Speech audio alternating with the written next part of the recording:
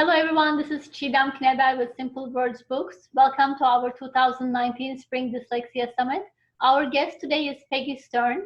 Peggy is a producer and director with over 30 years of experience. Her own dyslexia has led her to filmmaking and animation at a young age. And in 2006, she won the Academy Award for Best Animated Short Film. Peggy received her BA from Harvard and is currently the founder and CEO of SuperD. Welcome, Peggy, to our summit. Hi, I'm so glad to be here. So most people might know you from Dyslexiaville, and Mike and I love SuperDeville, or formerly known as Dyslexiaville. It's so funny, it's so informative, and I love how you use kids who have dyslexia or ADHD or learning differences as the characters in the show. So in case there are some viewers who have not got a chance to watch an episode on SuperD, would you like to maybe tell us what it's all about and what your philosophy and mission is? Yes. So I decided that as someone who had dyslexia myself and who is the mom of a child who had learning differences, that the thing that I felt wasn't out there yet was something to support kids emotionally while they're going through those years in elementary school where they're struggling. And even if they get intervention, which one hopes more and more kids will be getting, you know, it's been slow to get kids identified, but even if you get identified, you still know that you're different because you're learning differently.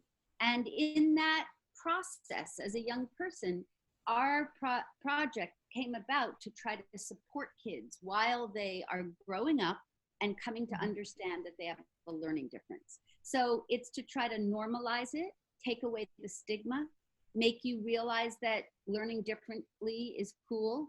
It's fine. There's lots of other kids just like you. And so I came up with the idea of using kids as actors who were not professionals, but who loved to perform and who also had a learning difference. So they could relate to the scripts. They lived a lot of these stories themselves, and they also contributed. They were great at having ideas of, you know, what we might want to do an episode on. And then, in fact, the audience is actually watching kids with learning differences be the stars of the show. So it immediately takes away that stigma, because here are these kids being articulate and funny and completely able to be the stars. And so if you think of someone who maybe struggles to read as being stupid, you know, that's going to be hard to do when you see these kids acting because they're amazing.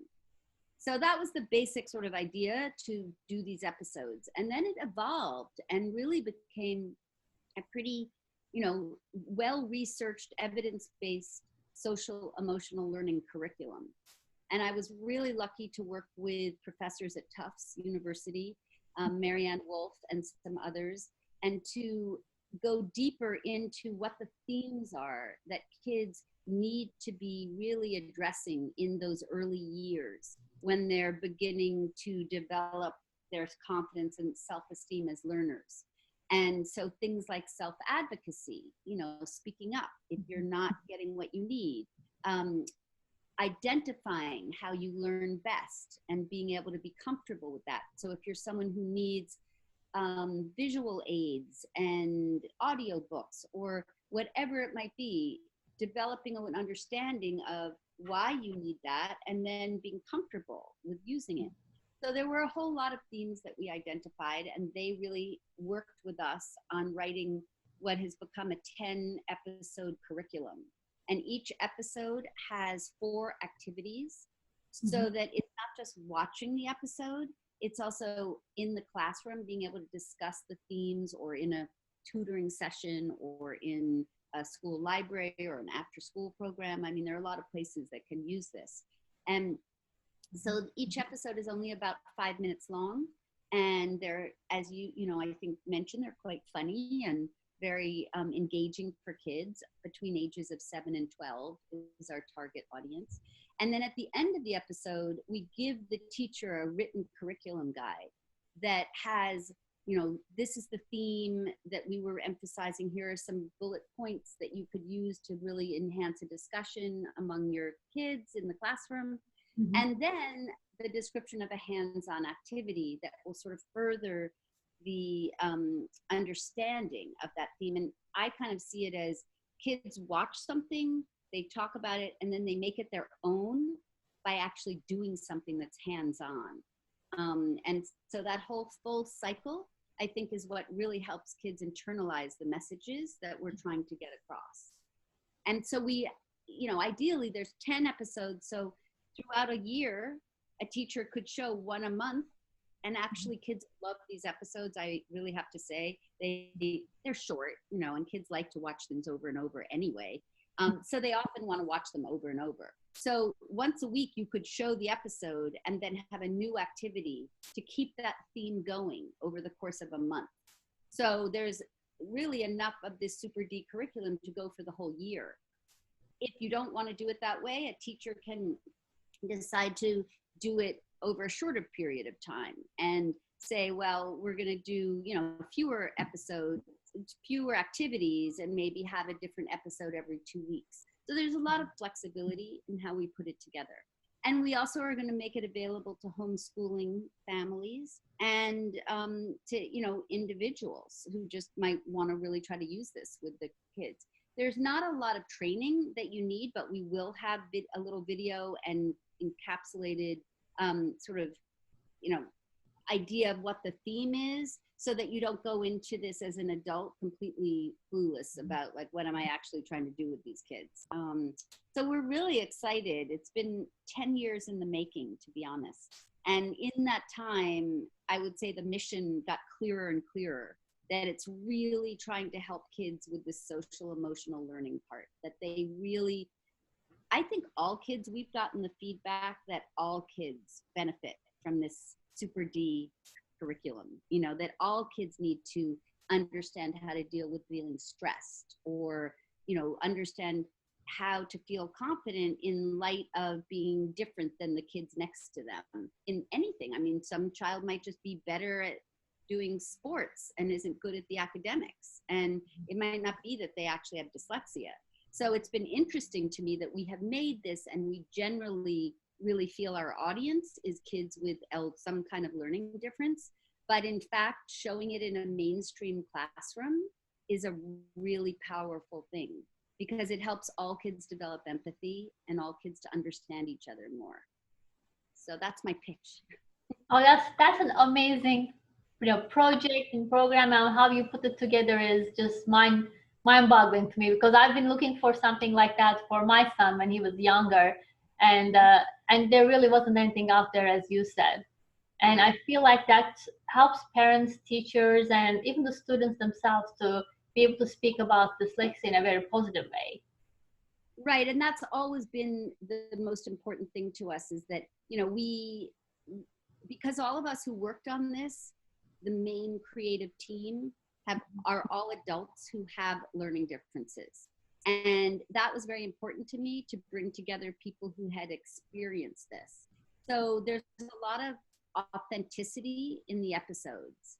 And we put up just a few of them on YouTube, just to get a sense of how people would respond before there even was the curriculum developed. And I mean, we got over, you know, 1,000 subscribers in a few weeks, and that was with no publicity. I mean, just completely word of mouth. And on Facebook, we have over 10,000 followers, and we haven't even launched yet. I mean, that's the part that is so incredible to me, is that I feel is a community of dedicated parents and teachers and people wanting to help these kids, you know. And in my day, in the 60s, when I was in school, nobody even knew the name. I mean, nobody was really, there was no movement around this. So we're in an incredibly exciting time where I think, like the books that you've created, there's an audience for this, because teachers are so aware and being wonderful, I think, about saying, hey, we want to really help these kids. Now, please help us have things to give them. And so I hope that they will find what we've created helpful in the classroom. And this first pilot of 10 episodes can just expand. I mean, like, I'm sure with you, we want to do more books. I mean, we hope to get to a position where we can fine tune what we're creating for each age and make it even more specific for second graders, third graders, fourth graders. Right now, we have these episodes that I think are working very, very well for sort of third, fourth, fifth graders. And I think you could show them to younger kids, and some older kids do like them, but I'd like to make more episodes that targeted the specific issues of the kids in second grade, let's say. And that we will have to expand and, be successful enough that people are saying they want that. And then we will definitely try to make more. That's amazing. So when you look at the curriculum, you said it doesn't have to be a student with a learning difference, but it could be for everybody. And I feel like that the skills that you're trying to teach here are really the skills that they can take with them throughout their life. I mean, you talk about high school kids who have anxiety, even though they don't have learning differences because of the expectation of the society, parents, schools, the peer pressure, and what college they'll be going into. Just imagine those kids really understanding what they need, how they learn, and how to really handle anxiety at a younger age. And as they grow, they actually become a lot more happier and successful adults. And when I say successful, my definition of success is not the grades, right? It's really the self-fulfillment and being the best version of themselves that they can be. Exactly. And I think a lot of what we tried to do in these episodes and in the activities, I'll give you an example. There's one there's one activity which comes off one of the episodes where the students make a self-portrait with a frame. And it can be a drawing of themselves if they don't have a picture, or it can be a little, photograph. And around the frame, they write the things that they feel that they're good at, whatever they don't have to be academic. I mean, they can be anything that they feel they're good at. It can be, eating dessert. It can be cooking. It can be playing sports. It can be singing a song.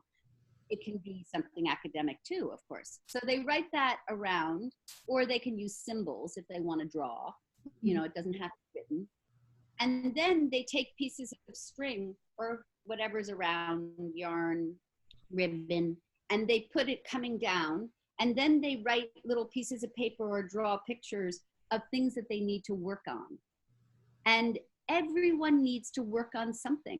And that's what we're trying to normalize, is that nobody comes into this world where you're even across the board and perfect. And so the idea is that you have everyone in the class has these, whether you have, dyslexia or ADHD or whatever.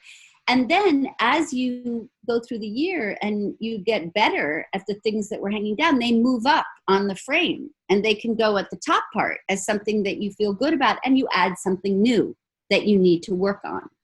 So everything we're doing is trying to help kids at a young age develop this sense, oh, it's a process. I'm going to have to work at some things, and that's fine. And I'm going to have to figure out how to deal with frustration or being overwhelmed or wanting to procrastinate. So those are all, themes that we delve into. So I feel like there's 100 more episodes we could make. I think there's so much that kids know themselves deep down. Like when we talk to them, they give us so much information about ideas of things that we could, help them with. But we had to start somewhere. So we have these 10 to begin with. And our goal is to begin making them available to schools and school districts and homeschoolers, school libraries, after school programs in the fall. So we'll have a website where we'll have previews of how this all works and chances for, anyone to see a little bit of what one episode and one activity for free, they'll be able to see it. And then if they really want to get involved, they have to go and, subscribe. So it's a little bit like a streaming service. So if you subscribe for a year. And during that year, you can use the material as much as you want. I mean, if you decide that you're working with an individual tutoring, you can show them to kids all week long. I mean, we're not going to charge you based on how many times you use it, because the more the better. We're just going to you're going to pay for a year's subscription to use it. And then if you want to use it the following year, you'll just have to subscribe again. So that's how it's going to work. And that kind of matches what I always wanted, is like you go at your own pace. And it's really important, I think, for these kids, especially individually. You know, some topics could be really easy for them to grasp and you can move quickly. But with some, maybe they're more emotional and you might want to slow it down and take your time and talk more about it and go deeper. Right. I think that's exactly right. And then also, you know, we ultimately, I mean, there are school districts out there where they really are financially strapped and wouldn't be in a position to maybe be able to afford something like this, though we are pricing it extremely low. I mean, we're really trying to make it accessible. But I hope within a year that we can get some underwriting from maybe corporate funders or who would then help those school districts by, you know, underwriting them to be able to have access to this material. And then the last thing we're going to do, but this will probably take another year, is we are going to launch a YouTube channel. It'll be the SuperD YouTube channel. And that's going to have different material. It'll still have the kids acting. It'll still have dyslexic and other learning, you know, kids with other learning differences as the stars of this YouTube channel. But we're going to try to reach out to other programs, schools that are specifically for kids with LD, some of the private schools, public school programs, and let them also create material and have it be a very community-based channel. And that will be free. And that will be something I hope kids will just interact with, use Instagram, and really become a vibrant community. So your son, how old is, I'm not sure how old he is, you know, ideally, you know, he might have something he, you know, wants to get involved with to submit as a skit or something that gets little, you know, some kids are learning already how to do little animations. And it's just going to be celebrating just the creativity and a lot of the sort of thoughts of kids with LD, not as a negative. I mean, it won't be like, oh, it's really hard to have this. It's more trying to celebrate the strengths of who all these kids are. And that's what we really see the SuperD YouTube channel becoming. And I love the current episodes, while they're acknowledging that there are struggles, it's never focused, as you said, about the negative. It's about how do you overcome that struggle and what's the good to see and what are the strengths that these kids have. And that's really what life is all about, right? As adults, that's what we have to do every day in our lives. And it's again amazing that you're doing it for these kids and giving them such a big gift such early in life. Well, it's something that all the adults I know who have learning differences have said to me when they've seen the episodes. They've said, I wish I had had this when I was young. And that's been, you know, both sad and very gratifying, because I think that those of us who worked on this, we always kept feeling like, look, we cannot let another generation of kids grow up feeling like they're stupid just because they learn differently. We just know too much as a society, I mean, or as a people around the world. I mean, we know how people learn to read now. We know more about the brain. And so I really see SuperD as meaning, you know, different learners. And we're celebrating, you know, SuperDville is the community of different learners. Well, maybe that's our whole community. Maybe we all fit into that, really. You know, the idea that there's a normal is something that was constructed, I think, a long time ago to make it simpler. And yes, there are norms where people fit in and more people do something this way. And, you know, I'm not saying that I'm naive enough to think that that's not true.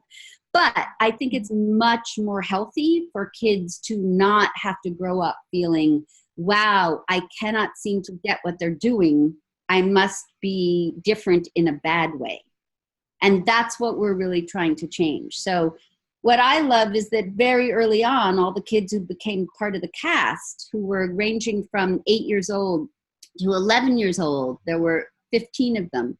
And they've stuck with this project for 5 years as a, you know, they just volunteer in the summer. They have made this happen.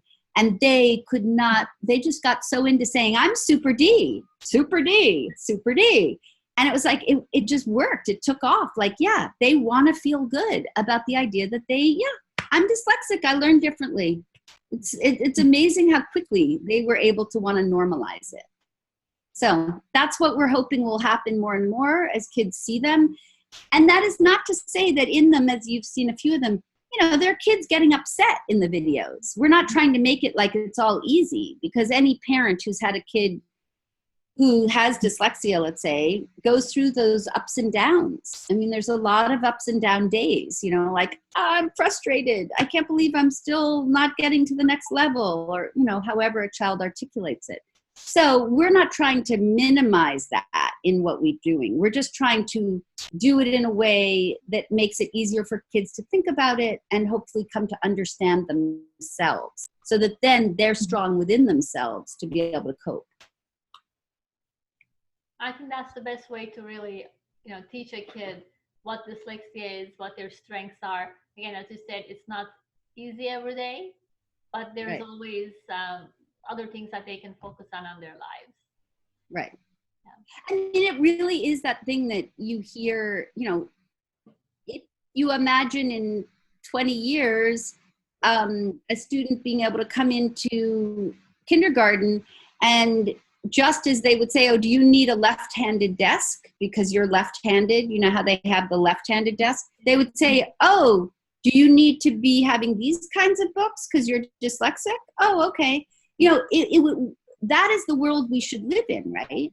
That's what should be next, is that it's as understood and common and accepted as a difference as being, left-handed versus right-handed. So I think we're getting there. I think the world, and parents especially, right, have been pushing to say, hey, we need more resources. And so, then someone like you, who is a parent, comes up with these amazing books that fill a void because you saw they weren't there, right, for your own child.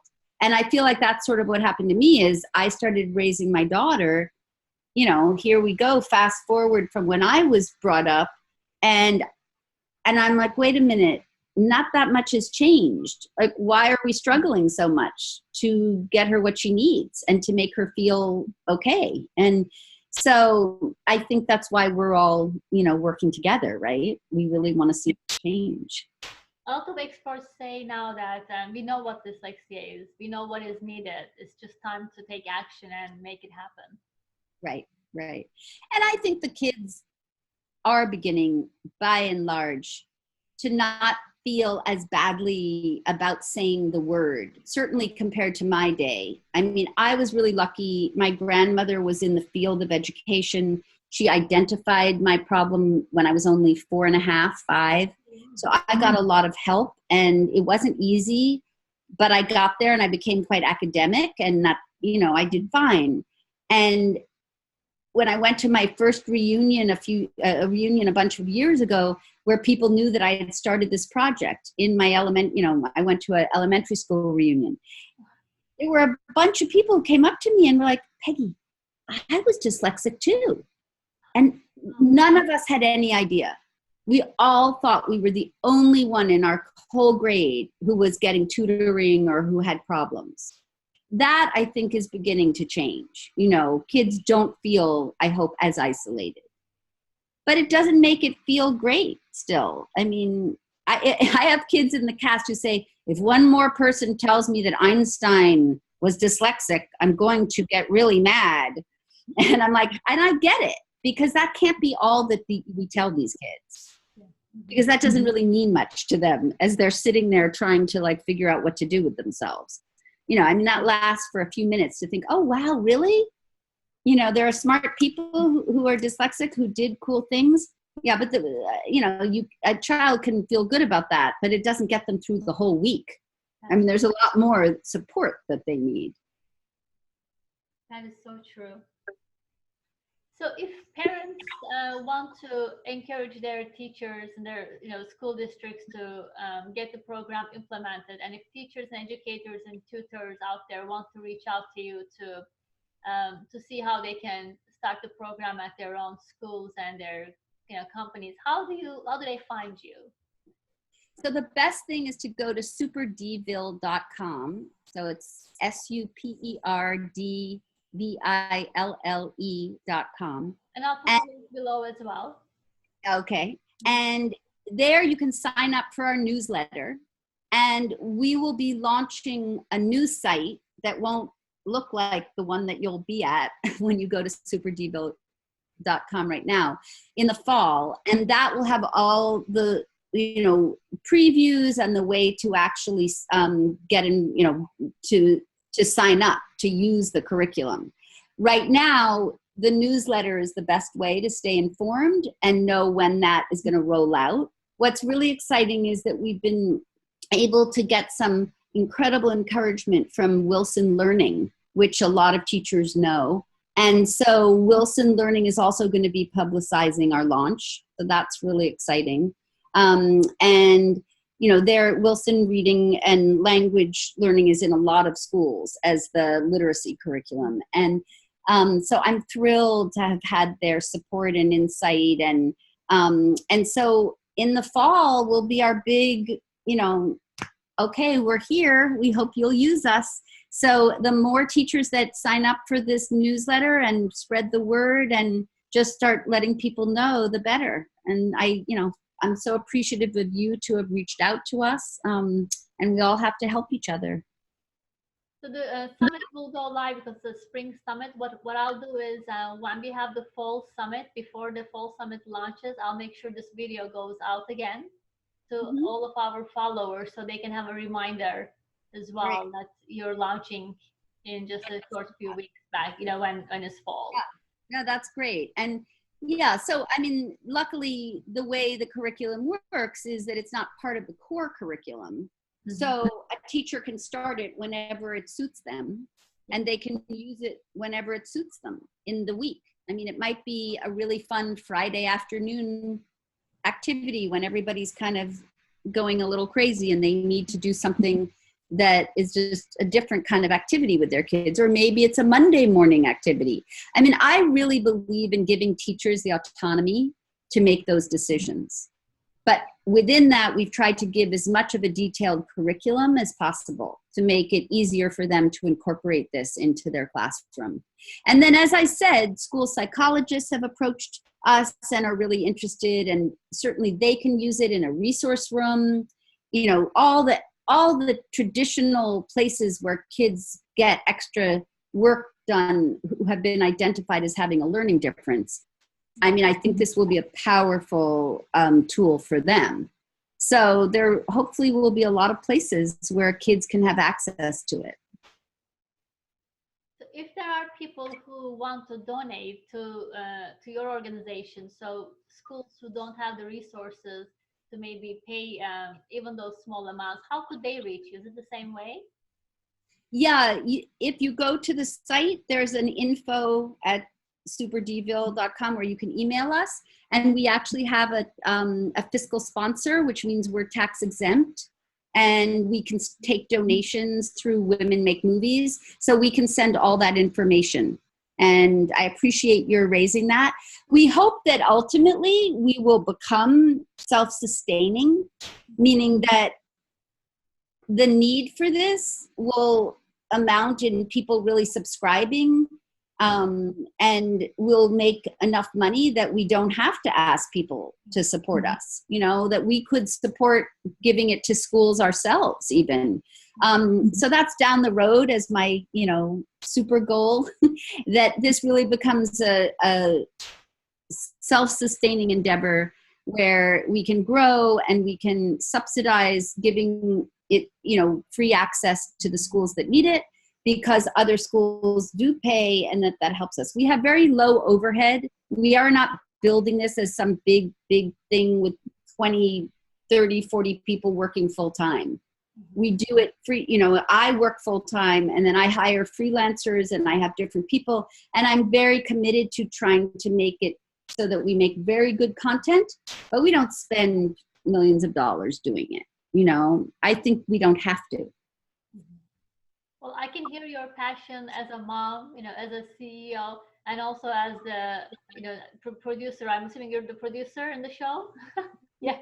And I applaud you for creating this program to help all of our children and hopefully the next generations to come as well. Yeah, yeah, I think so. We'll have to, just as your books, I think it's exciting to think that, our younger kids, and actually I know your son is moving up in the grades, and that is the last thing I'll tell you is that we are seeing SuperDville as something that will go from kindergarten through 12th, because clearly kids need, and especially LD kids, need emotional support at every transition. I mean, the year before you go to high school, all the, different things that you have to figure out, the executive functioning challenges of going from everything in one classroom to having to go to different places in the school. I mean, those are all bigger challenges for a lot of kids with LD. So we'll be having episodes that address all those kinds of transitions and all the way to the point of kids who are at the end of high school. I think by the time they're out of high school, they're going to be tired of us. Then kids are very sophisticated and they're watching on a much different level. But we have our initial cast who's already growing up with us, and they can't wait to be doing more things for older kids because they're now older themselves. So it's exciting. I love those characters and I can't wait to watch the new episodes. Hopefully this will be a big success and all the schools will be interested. Well, thank you. Thank you for doing this interview. And thanks for being a part of our summit. Have a wonderful day. You too. Bye. Thank you.